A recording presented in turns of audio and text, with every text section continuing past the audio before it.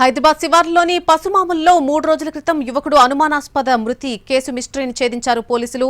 సుహాస్ను తోటి స్నేహితులే చంపేసినట్టు గుర్తించారు. సుహాస్ను అతని ఇంటి నుంచి తీసుకెళ్లి చంపిన స్నేహితులు ఆ తర్వాత మృతదేహాన్ని సిమెంట్ బెంచ్పై పడుకోబెట్టి పరారయ్యారు. ఈ కేసులో నిందితులను సీసీ కెమెరా పట్టించింది.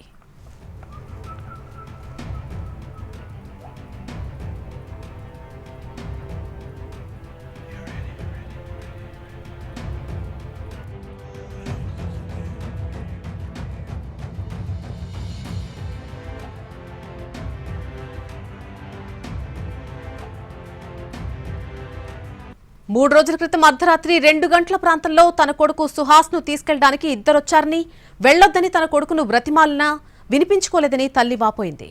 5 నిమిషాల్లో పంపిస్తామని బండిపై తీసుకెళ్లారని, మర్నాడు ఉదయం 10 గంటలకు శవమై కనిపించాడని వాపోయింది. సుహాస్ను చంపేసిన రాకేష్ గౌడ్, పరశురాం, రాజును కఠినంగా శిక్షించాలని డిమాండ్ చేస్తున్న మృతుడి తల్లితో మా ప్రతినిధి రాధాకృష్ణ ఫేస్ టు ఫేస్.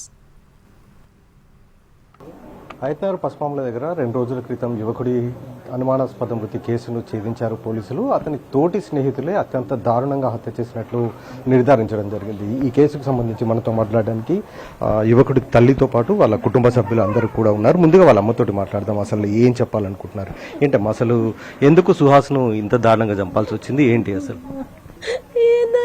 దోస్తులు వచ్చి తీసుకుపోయిండు. ఆ పోర రాత్రి 10 గంటలకు వచ్చిండు. వచ్చి మమ్మీ తిన్నావా అంటే తినలేదు నాన్న. తిన్నా నేను, నువ్వు తిన్నానా నన్న అంటే లేదు మమ్మీ. ఫోన్ ఏదంటే అక్కడ ఛార్జింగ్ పెట్టిన బిడ్డ తీసుకోవాలన్నా. ఫోన్ ఈ అమ్మాయితో మాట్లాడిండో ఏమో మరి అట్లే పడుకుండు నా కొడుకు. నాకు కూడా నిద్ర పట్టింది, నేను పడుకున్నా. తింటాడేమో అనుకున్నా నేను. రాత్రి 2 గంటలకి డోర్ కొట్టిర్రు. ఇన్స్టాగ్రామ్ లో ఒక ఫోన్ వచ్చింది. ఆ ఫోన్ ఎత్తకపోయే వరకు ఇంటికి వచ్చిర్రు. ఇంటికి వచ్చి గేటు కొడితే మాకు భయం అయింది సార్. నా కొడుకు లేపుకున్నా నా కొడుకు లేపినా నేను. అయ్యా ఎవరో వచ్చిర్రు నైనా, ఎవరో వచ్చిర్రు అంటే మా కుక్కొర్రింది. కుక్కొరితే మమ్మీ ఎవరో ఉండు చూద్దామని అయినా నేను ఇద్దరం పోయి డోర్ తీసినాం. డోర్ తీస్తే ఎవరు పిల్లలు మీరు ఎవరు ఏడుంటారు అని అంటే, లేదంటే ఈ లడ్డుకు నాకు తెలుసు, నేను తెలుసు అంటే, ఎంత తెలిసినా ఈ రాత్రి ఎందుకు వచ్చిర్రు అని నేనన్నా.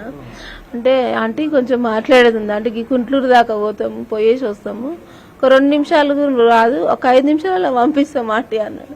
అరే లడ్డు ఉండురా లడ్డు, ఇంత రాత్రి వద్దురా లడ్డు, పోకురా లడ్డు, ఇంతసేపు ఎందుకురా, ఈ టైంకి ఎందుకురా పోవుడు అని నేను అన్నా సార్. అంటే కూడా మమ్మీ నాకు వాళ్ళు తెలుసులే మమ్మీ, వాళ్ళు మా దోస్తులే అన్నాడు సార్. అన్నాడు మమ్మీ నువ్వు ఇంట్లో పో పండుకోపో అని అంటే, నా ఫోన్ తీసుకోపోరా లడ్డు నేనన్నా చేస్తానన్నా అంటే, లేదులే మమ్మీ నేను ఇప్పుడే గీడి దాకానే పోయేసి వస్తా మమ్మీ అన్నాడు సార్. అంతే, అంతకు మించి ఏం చేయలేదు. మొత్తం రాఖీగాడే చేసిండు ఆ గమ్లోడు. అమ్మా అది ఒక 20 రోజుల కింద అలా తమ్ముని పైసలు ఈ టిల్లు అనే పరిసర పైసలు తీసిండంట. అయితే మా కొడుకు ఉన్నాడు అనేసి వాడు పొద్దున్న నాకు ఫోన్ చేసిండు, నా ఫోన్కే ఫోన్ చేసిండు. ఫోన్ చేసి కొడుక నా తమ్ముని పైసలు అట్లెట్లా గుంజుకొని తీసుకున్నారు రా సాలగాన్లలారా అని ఇష్టం ఉన్నట్టు తిట్టిండు సార్. అయినా అయ్యా అట్లా తిట్టకునైనా, అట్లా ఎందుకు తిడుతున్నావు అని వెనక ముందు లేదు అయినా అని అన్నా. అంటే లేదు నీకేం తెలియదు, వాడిని ఏం చేస్తా చూడు అని గుచ్చి పడేస్తాను ఆ రోజే అన్నాడు సార్. ఆ పానాలు తీసుకునే దాకా ఏమంటున్నావు, నువ్వేం మాట్లాడుతున్నావు, లే ఆంటీ ఉట్టిగా అంటున్నా నేను, అట్లా అంటున్నా చేస్తాను ఆంటీ అని అన్నాడు. అప్పుడే కానీ నేను లైట్ తీసుకున్నా సార్. వాడు ఇట్లా చేశాడు అనుకోలేదు నా కొడుకుని. తల్లి ఆవేదన మనం చూస్తున్నాము. కొడుకుని ఎంతో అల్లారు ముద్దుగా పెంచుకున్నారు, కానీ చివరికి స్నేహితులే అతని హత్య చేశారు. కేవలం 4,000 రూపాయలకు సంబంధించిన చిన్నపాటి వివాదమే అతని హత్యకు కారణమైంది. ప్రస్తుతం అయితే ఈ కేసులో మొత్తం రాకేష్ తో పాటు రాజు, పరశురాం వీళ్ళతో పాటు మరొకరు ఉన్నట్లుగా పోలీసులు అయితే అనుమానిస్తున్నారు. ప్రస్తుతం వాళ్ళ కోసం అయితే గాలిస్తున్నారు. కెమెరాన్ వీరాంజనేయులతో రాధాకృష్ణ.